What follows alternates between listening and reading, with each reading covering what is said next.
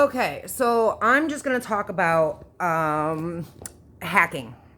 Phones being hacked, tablets being hacked, computers being hacked. Um, this was the beginning of the gang stalking. Well, the gang stalking was going on behind my back, but um, 2 days after Easter, the dude who was set up to come into my life, the reptilian shapeshifter skinwalker that I've been talking about, that did black magic and, sucked the devil's dick, amongst other men's.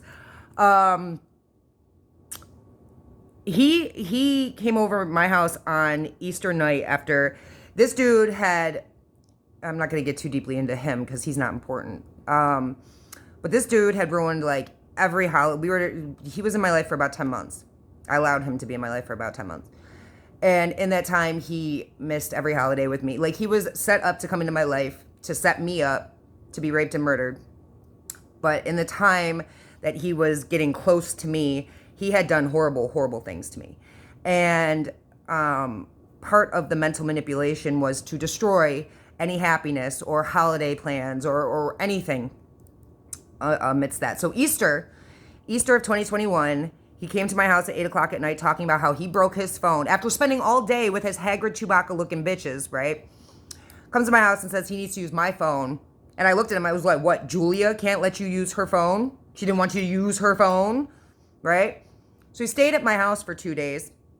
And then Tuesday morning, like, I didn't want him there. I told him to fucking leave, and he wouldn't fucking leave because, he's a narcissistic fucking psycho, so creeper-ass motherfucker. But Tuesday morning, he put some spyware into my phone, and my cousin, who I was living with, he's not fucking family, he's... and his butt buddy fat-ass roommate, hacked my phone, hacked my emails, my tablets, everything. I was literally watching in real time.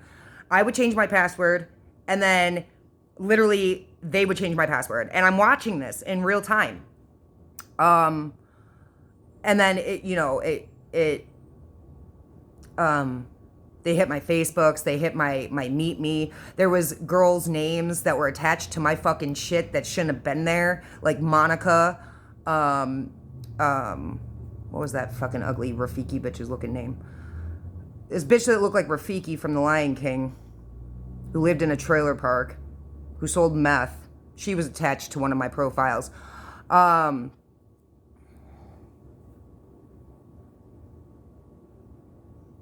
Trish. There was Trish, Monica, Rafiki, Julia the haggard Chewbacca looking hoe.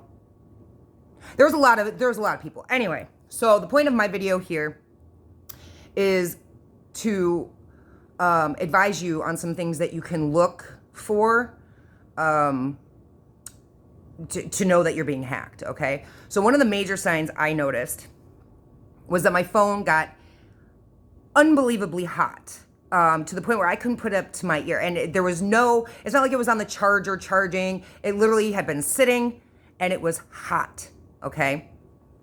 Decrease in battery life. If you notice a substantial decrease in battery life, that's something to take notice of. At the time, I didn't really check data usage, but if you're being hacked, your data usage will be increasingly higher. So look out for that. Outgoing calls and texts that you didn't send, okay? Things that, also, if you go into your Google accounts, you can go under security and see what devices are attached to your account.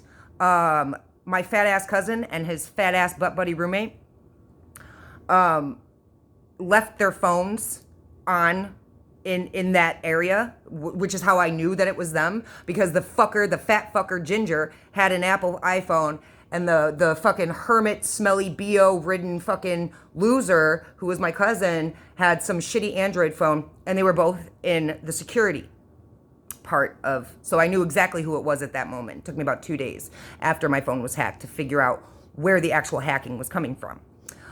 So you're gonna see mystery pop-ups and ads. All right, you may have unusual activity on any accounts linked to your device. You may even notice the spy apps, but generally, like I know with a lot of these spy apps that they don't show. You know what I mean? They don't show up on the actual phone. And really slow performance, like really sluggish, slow performances. I'm trying to think. Is there anything else? I mean, these people broke through my firewall. These people, like, once they root your phone, there's nothing you can do. Once they root your tablet, there's nothing you can do. It literally gets grounded to watch using people's Wi-Fi. Watch using people's Bluetooth. Watch what you connect to. And I'm burping. That's very important as well.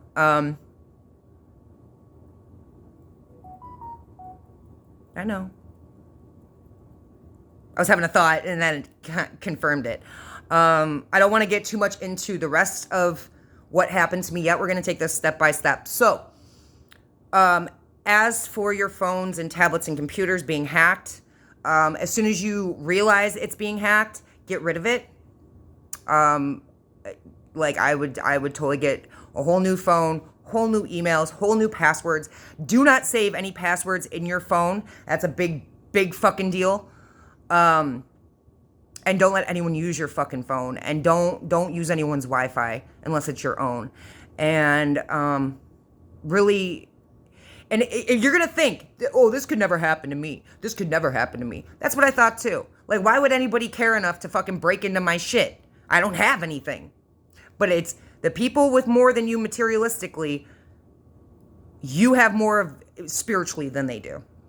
Okay? If you're in a position like that, or you've been in a position like that, or you may be in a position like that in the future. So this is like a preemptive strike. Okay? Guard yourself. Guard your phones, guard your tablets, guard your computers.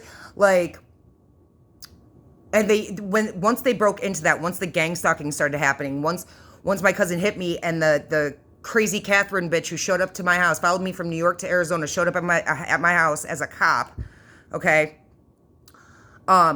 Once they got me out on the street, I had 4 phones and a tablet with me.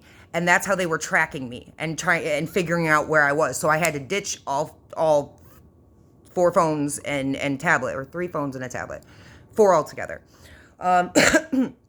So it is imperative, okay? And then I lived 3 months without any type of phone, internet, electronics, because anytime that I went to go use a phone or use the internet, these motherfuckers would pop up out the fucking bushes and out the fucking woodwork like, why do you have a phone? Where'd you get that phone? And I'm like, bro, I don't even fucking know you, man. Why the fuck are you asking me questions?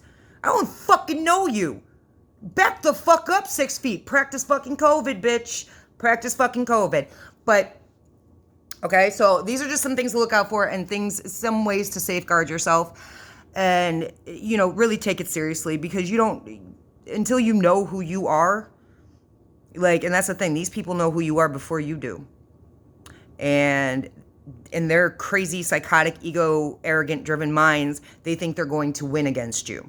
They think that they've got it all figured out, that their plans are so undeniably put into fucking order. No, not when you're dealing with a chosen one, not when you're dealing with a person of God, not when you're dealing with a light worker, a light being, an empath. No, because we have a savage spirit squad that sees all.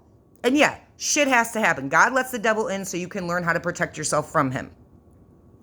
Okay? And apart from that, you let the devil in every time you forgive somebody who has red flags. Every time you forgive somebody and let them back into your energy after they cheat on you, lie to you, steal from you. All right? This is like serious shit. Take it seriously. Take your information seriously. Take your fucking... Because they got my social security card, my birth certificate, and my ID as well the week before I escaped from Arizona. So I really, really, really am pushing to be very, very careful with everything you do. Don't keep fucking passwords in your phone. Don't make sure each password is different. Safeguard. Self-preservation is the name of the fucking game in this life, okay? Levels to this shit.